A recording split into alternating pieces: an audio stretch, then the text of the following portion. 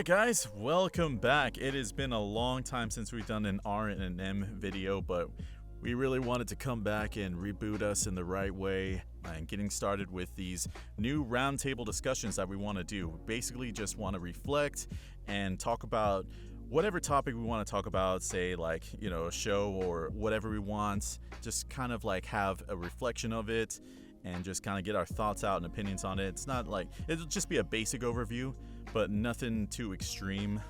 We want to get our personal elements out of it, like what it means to us and all that. And what better way to start than with an anime that we've all known for quite a long time. Well, most of us known for quite a long time, but an anime that really means a lot to, I think, all of us, Yu Yu Hakusho. Now, my name is Mugen. I'll be the host for this segment. Everyone else want to introduce themselves? All right. Well, I'm Zero. I'm Birdman. I'm Brown Bear. And I'm Pen.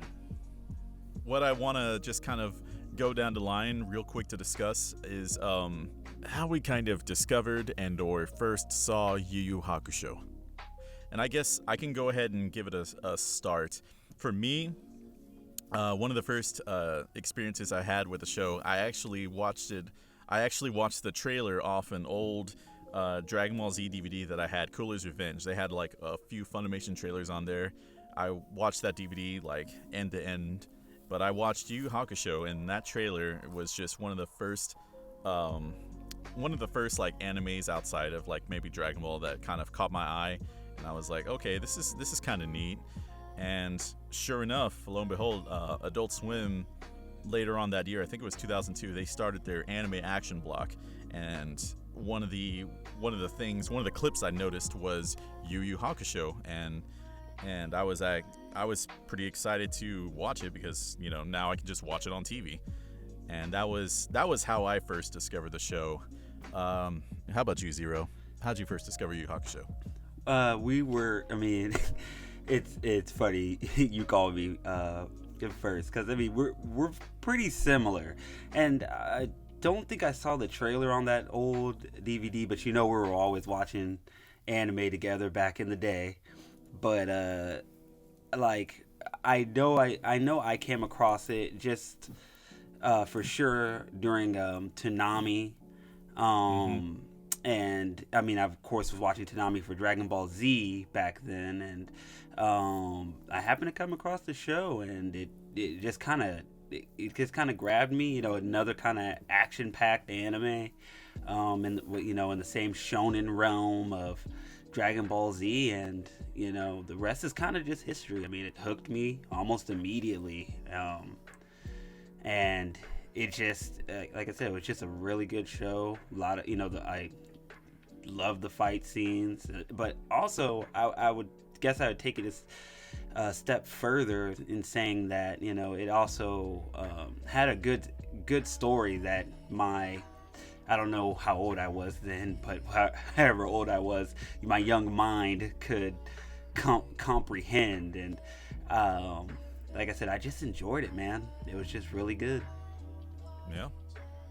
Brown Bear, how about yourself?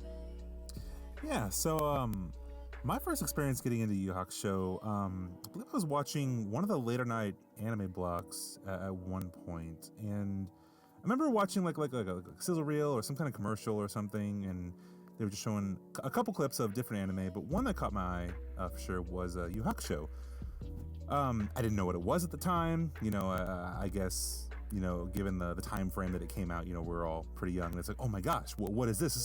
This is anime, but like not how I originally knew it. Like, most of the anime that at least I knew at the time was just during your afternoon Toonami blocks. You had your reboot, Sailor Moon, Dragon Ball Z, like all pretty standard stuff, for like the 90s, but this was different. This was like darker, grittier, had more meat on the bones, and it captured me like initially. I was like, well, I have to check this out, like, whatever block that was. So that's how I fell into it, and I started into the a couple episodes in, and I was like, well, this is something I'm gonna have to keep going with.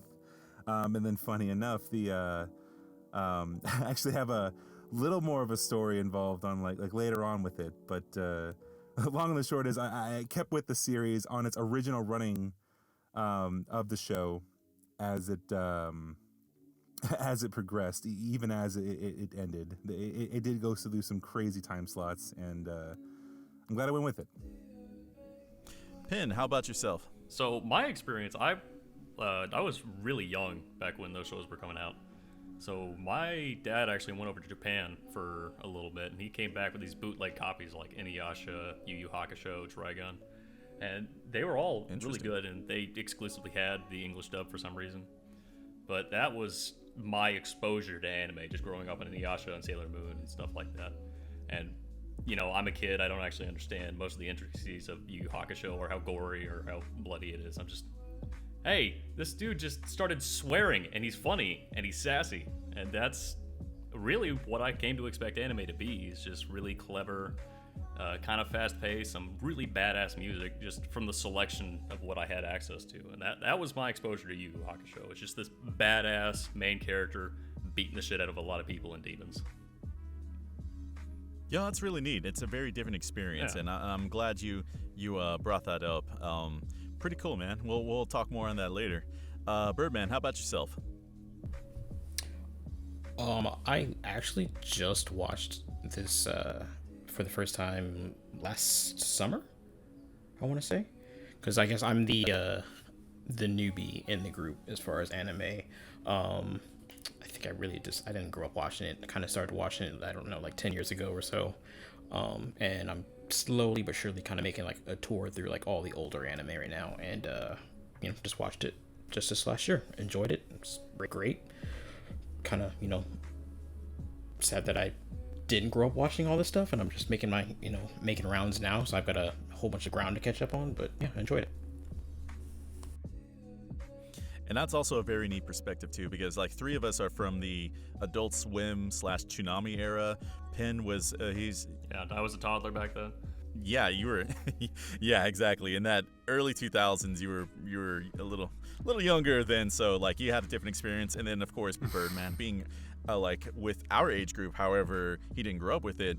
It's interesting that he came in late and got to binge it, as opposed to like the chaotic mess that was like, oh, was it on Adult Swim? Was it on Toonami? Because if I remember correctly, they initially started on Adult Swim, and with those initial like action promos, they were just like Brown Bear mentioned, they had like an edge to these promos. They were trying to market to like an older teen audience and all that, and they had like clips of it from like Justin Cook's Yusuke yelling, "Hey, get down here! I'm gonna kick your ass!" like with the ass bleeped out. I'm gonna kick your.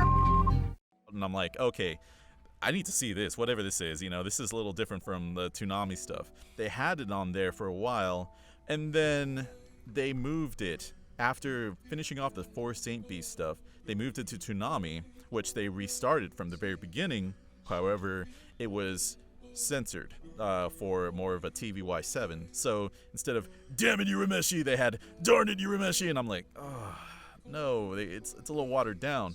That was kind of like my experience when it's transitioned from Adult Swim to Toonami. I was a bit disappointed, because now I gotta watch the rest of it in a clearly more censored version, but I'm at least able to watch it, more of it, because it actually went to the Dark Tournament and later stuff. Actually, if I remember correctly too, Toonami didn't even finish the run.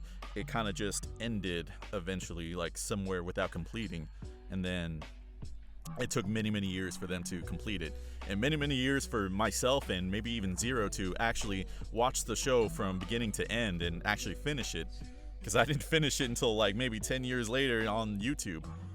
But yeah, that was my experience, and it's just interesting in this era of binging. It's just all uninterrupted, all high quality Blu-ray, just beginning to end. That's the show. So you came in at, I guess, at an interesting time, Birdman. To add on to what you were to what you're saying, Mugen, is that right after they took it out of broadcast on Toonami, they put it just on a very early Saturday morning cartoon block. Wow.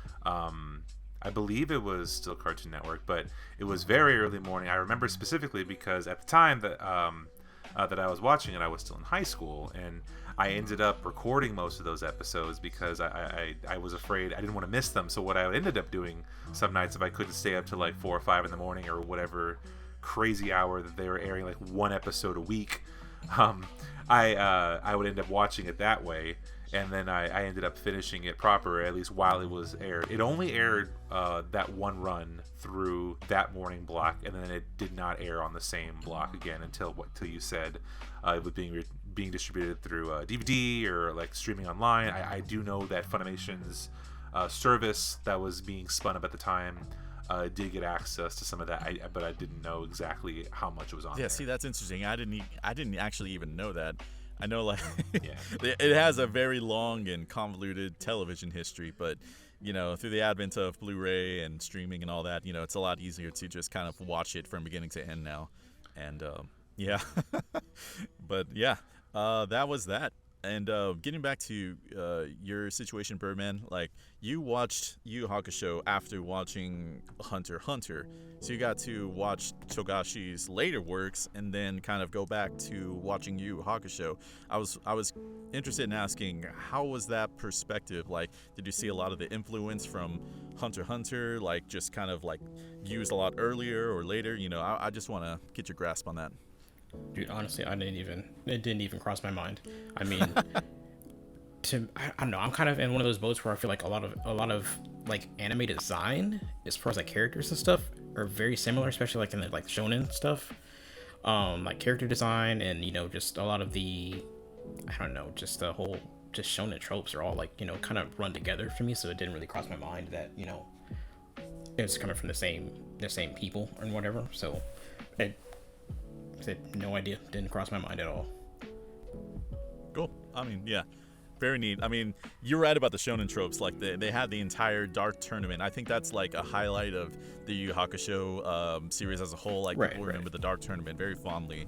That was a long span of episodes, and it very much dived into that shonen trope of the anime tournament. It was still very early on in its shonen tropes. You know, you had Dragon Ball that kind of popularized it or repopularized the tournament stuff. But yeah, like the Dark Tournament is something that is fondly remembered. And going back and rewatching it uncut, it you know, it's quite an enriching experience.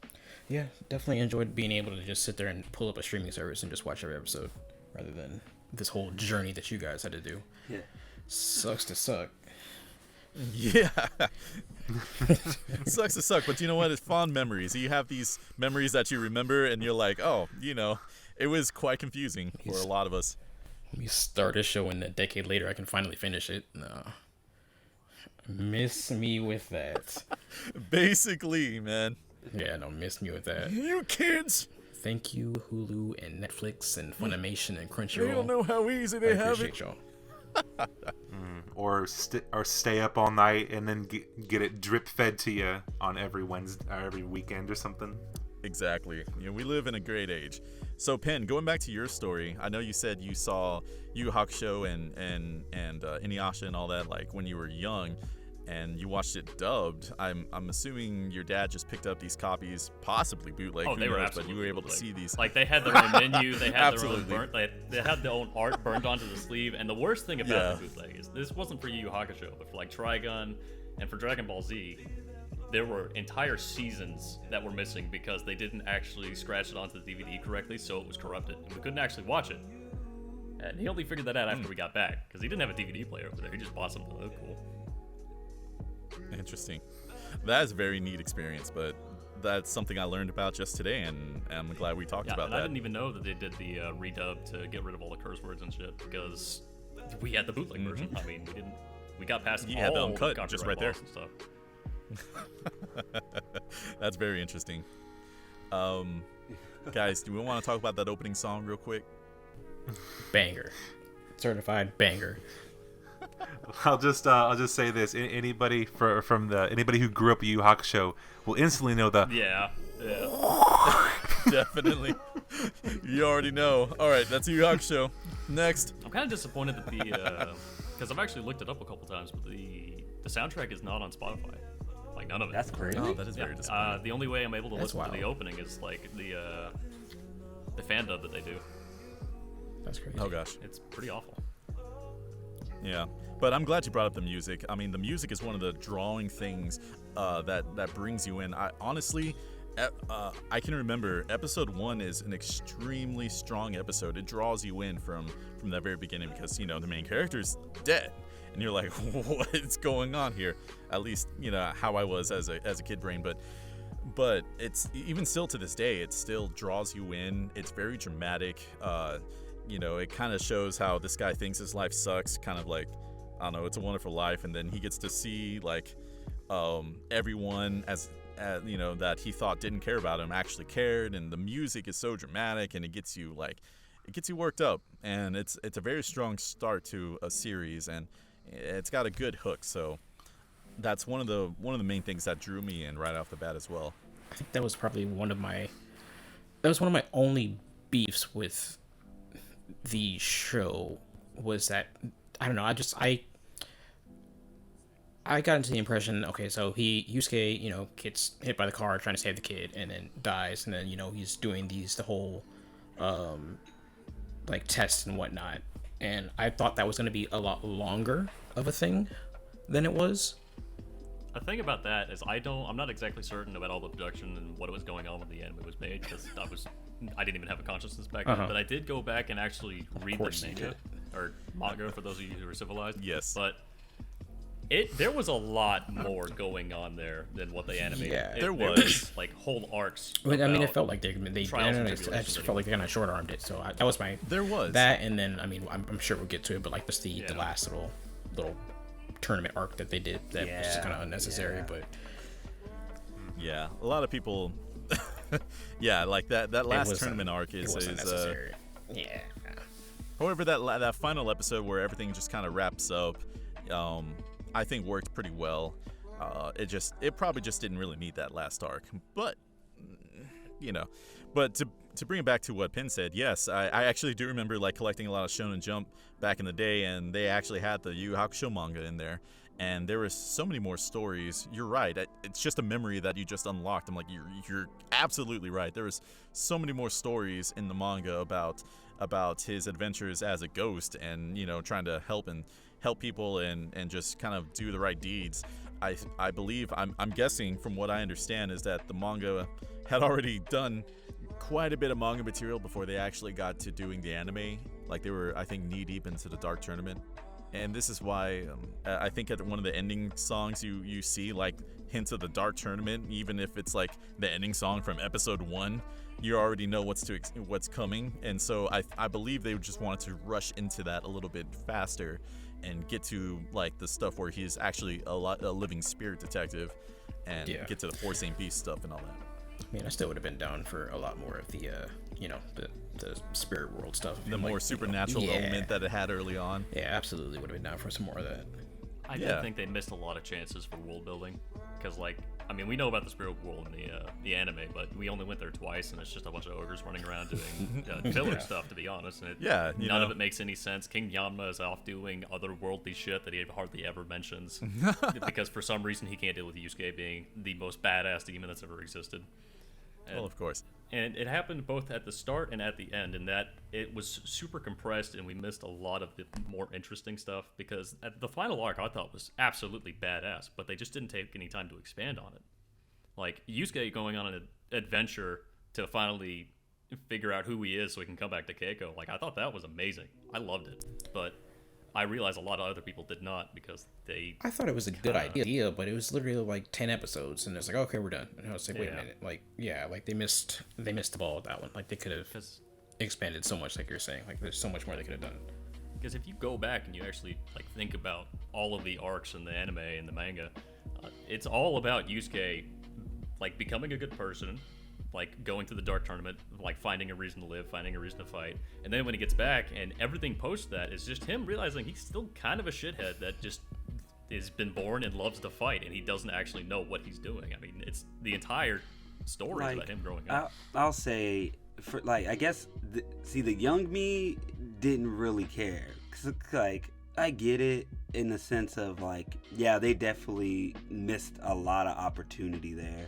I think it just went over my head, because y'all already anyone that knows me, like I'm all about the action and stuff. So them kind of, I guess skimming over that part, it didn't bother me as much. But I guess like the older me now, who actually appreciates a good story, yeah, there definitely could have been a lot. There was a lot left on the plate there that they could have. You know, it makes me wonder how much of this is actually due to the fact that Birdman has actually streamed the show from, like, and we were waiting week to week back in the day, because maybe that might have something to do with our perception of the pacing. While they missed a lot in the manga, once it kind of got going, like, honestly, I didn't even notice as much, as like his ghost form didn't really last too long, you know. In the anime, they just kind of skipped it and they said, okay, yeah, let's get to spirit detective stuff. Let's introduce TA and Kurama a lot faster, like sooner into the story, and like, you know, get into like the Saint Beast arc and stuff. And that's a decision that, whether it was for the better or worse, I want to say that the perception of the pacing probably has to do with a lot of that. Like that would be my guess. Yeah, I could agree with that. I mean, I think it took me maybe a month or so to watch it. So yeah, a month versus, you know, years to try to watch a series. Like, yeah, there's definitely different pacing there. Without a doubt. And to build off of what Zero was saying, I completely agree with that as well. You know, back in like the early 2000s or like late 90s, and like I was a little kid. You know, like I understand the need now that we're older, more mature. We'll want something more. We want more detail in our worlds, in our stories. But back then, it didn't really make too much of a difference. And anime wasn't a much different situation back then. As I was saying, the Toonami block only had so much anime that we had access to. Like I was saying before, I had to stay up all night or even get up early just to finish watching the show. But it was still drip fed to me like one episode a week. So from like that perspective of how fast to pace the show, you definitely want your demographic to be able to have something to latch onto. I don't think it would have done very well if they just continue to world build for like 20 episodes straight or whatever, and then not get to some kind of finite conclusion to the arc in a reasonable manner. Because you think 20 episodes is like how many weeks, like, or how many months you're waiting just for like that one thing to happen from where you're standing from. Now, granted, like I was saying, the with streaming services now and how anime is distributed now, it makes a lot more sense to include more content or more world building aspects into your storyline, because you can absorb a lot more of it in the time frame that you have. We didn't really have access to that back then. 100% agreed. You know, I think if Yu Yu Hakusho was to be remade now, they might explore some of that early content of like Yusuke just helping people as like a ghost, or solving being that spirit detective as he was supposed to be, instead of just an ass kicker. I mean, we love to see him kick ass, and he does plenty of that in the show. But yeah, they might explore more character driven episodes if they were to make it this year, and possibly break it into like seasons and stuff, but that's just all hypothetical. It's a product of its time, but man, does it hold up very well even to this day, honestly.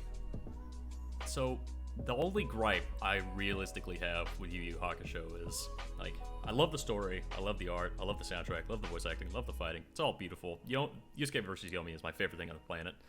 But all of the fucking filler for Koenma during the Dark Tournament is what pissed me off the most, because you'd be in this fight and then you'd watch Ogre and Koenma eating fish for like a good 30 seconds and commenting, like, giving commentary on every single fight, every single ability. It's like, we all know what Pot of Greed does. I don't need Koenma to spell it out for me.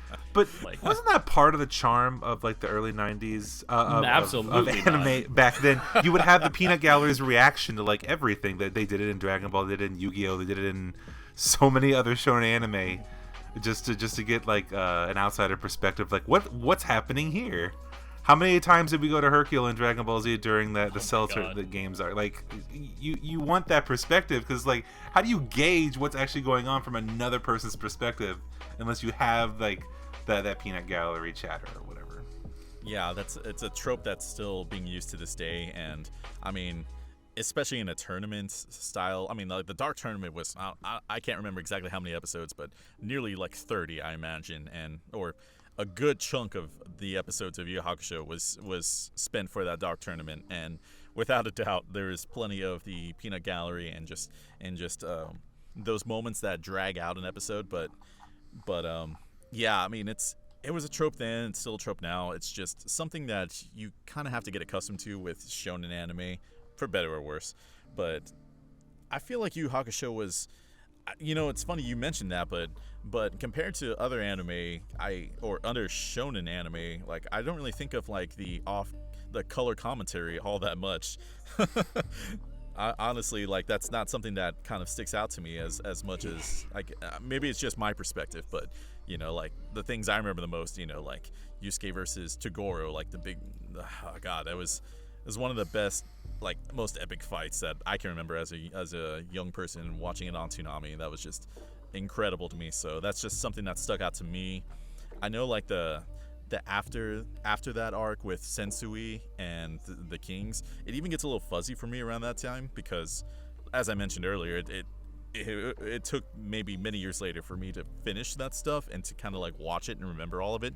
So a lot of the second half of Yu Yu Hakusho is a little fuzzier for me than the initial stuff.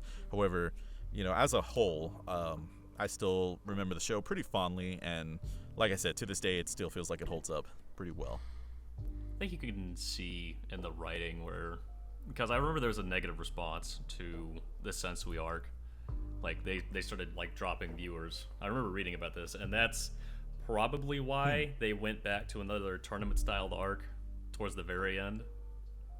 I can imagine, trying to course correct a little bit. I know that's maybe it was an editorial thing, maybe it was, who knows, like with the manga and all that. I mean, that was really complicated. Like all of the Chapter Black stuff went way the hell over my head. I mean, my parents didn't was a little more convoluted, watch that arc when I was a kid. No lie, yeah. They introduced there was a lot of cool, neat concepts and very dramatic moments. Specifically with like Yusuke dying again or Kurobara dying again. Like it. But I will agree that it got a little more convoluted than just the initial stuff and the tournament stuff. Like that was kind of more straightforward, a lot easier to remember, and I think that's probably why they went in that direction. But I mean, that's just speculation on my part. Any closing thoughts on Yu Yu Hakusho? That any more personal attachments that you can remember, anything like that? The one comment I want to have is that I actually did love the movie that they came out with. And Poltergeist Report? Or are you talking about... Yeah, there's some OVAs out there. And then there's the other one. Yeah, there is one more movie. I can't remember what it was named. Good old Kuwahara. Yeah, and there's like some OVAs and stuff. Yeah, it's not necessary to watching the show. I mean, it's just kind of extra stuff. But yeah, I do remember those exist. That definitely did exist. Poltergeist. My first experience with Poltergeist Report, I was so into the show at the time. I was hooked, and I had heard that oh my gosh, there's a DVD just sitting at like my local video store. Poltergeist Report. I'm like, well, yeah, I'm gonna get that, and I'm gonna see what this is all about. And then it was jarring because I was expecting the same voice acting, maybe like a similar story arc to what I was used to, or maybe just even some kind of filler villain. Because at the time, they were producing, or at least showing more Dragon Ball Z movies at the time, and I thought it was gonna be something like that. In a way, sort of. You have your flavor of the day villain with your own little self-contained story, which that's tends to be what you're having in an OVA. But it was at first I was apprehensive. I was like, I don't really know about this. This isn't really the same thing anymore. Maybe like they're trying something else. And then I went back to the original show. I kept watching it, and it was the same good stuff. So.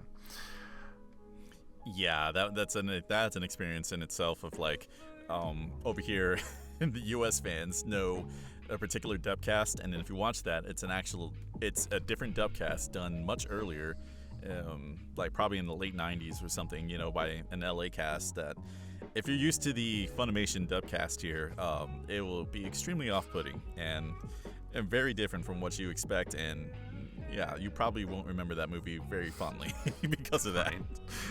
I do have... Yeah, if you even realized it exists. Right. I do have one quick story. That's just Yu Yu Hakusho has a personal connection with me. I ended up moving to another state while the show was airing, And one of the best friends that I met in this other states, that's actually how I ended up meeting my best friend up there. We ended up connecting through Yu Hakusho. We didn't have a whole lot in common. We had completely different personality types. If you saw the type of people that we were, you wouldn't think these two people would get along, but turns out that show just ended up bringing us together. We were both currently watching it. We were both up to date. We both just loved talking about it.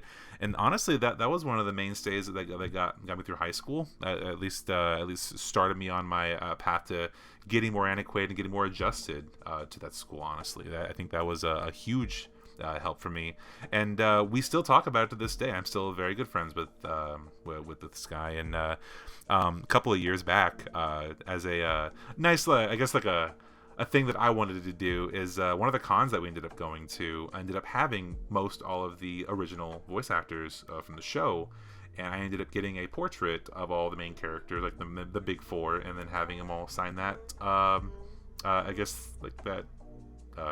I guess what's the word? Portrait, picture, poster. Yeah, autograph. Like just like an autograph of all four of them. And then to this day, he sent me a picture a couple years ago. He says it's on my mantle. I love it. It's still there. It's I'm never taking it down. And something like that. It shows that the show it became something more to us. It became one of the it just became part of that friendship. I mean, I can't top that, but all I know is if you don't like the opening to this show, you are lame, and I hate you, and we cannot be friends. A hell of a banger. It gets stuck in your head.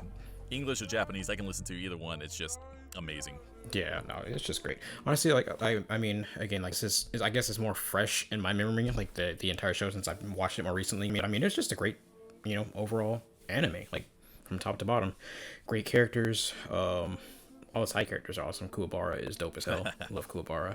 Kuwabara is probably one of the most badass delinquent yeah. characters with like the most ridiculous duck cap. To be fair, can we talk about how awesome how awesome he actually portrayed that character? I thought he was annoying at the start, but he's supposed to be. He just became he's supposed to be Yeah, that he's way. supposed to be. Yep. Yeah, without doubt. And you think he's just this annoying, brash, delinquent kid who's not going to be in the show for very long, just a punching bag. And no, it becomes one of the deepest, most endearing characters of the show, like the heart of the show, really. Seriously. Like the one who kind of keeps the team together. And then you go to the demon world and you're like, well, it's missing something. There's something that's wrong here. You're right. And to add on to that, Birdman, it's like I was just thinking it's not too short. It's not a short series, but it's not extremely long too. 112 episodes is a healthy length, but not overbearing by any means, especially today. Yeah, it's definitely one of those. I probably down the line will probably watch it again because, like you said, it's really not crazy long. It's not, it's not One Piece. 1,000 episodes in, not a knock on One Piece, but still, And we're all 45% of the way. Forever. We're gonna get there. Oh wait, no, that's the manga. Forever for never. Forever for never. Yep. It's not happening. Toei's gonna run out of that animation budget. Oh gosh. And with that, I anime. believe we should be closing this episode. That was Yu Yu Hakusho by R&M, a good little reflection by our crew. But we thank you for joining us. If you have any personal experiences or anything you'd like to share about Yu Yu Hakusho specifically, what it meant to you, or whatever, however you experienced it first, just put it in the comments below. We'd love to read it. And with that, I guess we will call it. We will sign off. Later, y'all. Hey, my name's Yusuke, and I guess you could say I was just a normal kind of guy. I did normal stuff like going to school, spending quality time with my mom, and hanging out with friends.